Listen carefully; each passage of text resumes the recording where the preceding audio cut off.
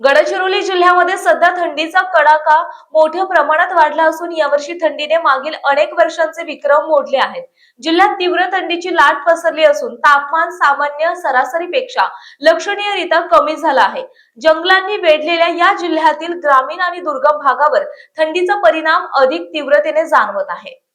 थंडी वाढल्यामुळे नागरिकांच्या आरोग्यावर परिणाम होत असून सर्दी, खोकला, घसा खवखवणे, अंगदुखी तसेच सौम्य ताप यांसारख्या श्वसन विकारांचे प्रमाण झपाट्याने वाढले आहे। विशेषतः लहान मुले आणि वृद्ध नागरिक मोठ्या प्रमाणात आजारी पडत आहेत। यामुळे गडचिरोली जिल्हा रुग्णालयासह प्राथमिक आरोग्य केंद्रांमध्ये रुग्णांची गर्दी वाढताना दिसत आहे। आरोग्य विभागाकडून आवश्यक औषधोपचार करण्यात येत असले तरी थंडी कायम राहिल्यास अडचणी वाढण्याची शक्यता व्यक्त केली जात आहे।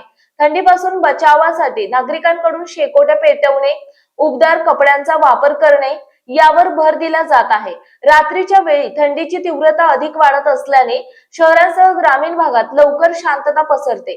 तापमानातील अचानक घट आणि थंडीच्या लाटेमुळे शेतात काम करणारे शेतकरी आणि मजुरांचे हाल होत आहेत। अनेक गावांमध्ये थंडीपासून संरक्षणासाठी सार्वजनिक ठिकाणी शेकोट्या पेटवण्यात येत असून नागरिक एकत्र येत ऊब घेण्याचा प्रयत्न करतात। दरम्यान आरोग्य विभागाने नागरिकांना थंडीपासून काळजी घेण्याचे, गरम पाणी पिण्याचे आणि आवश्यक ती खबरदारी घेण्याचे आवाहन केले आहे। Bureau news 7 Marathi, Gadchiroli.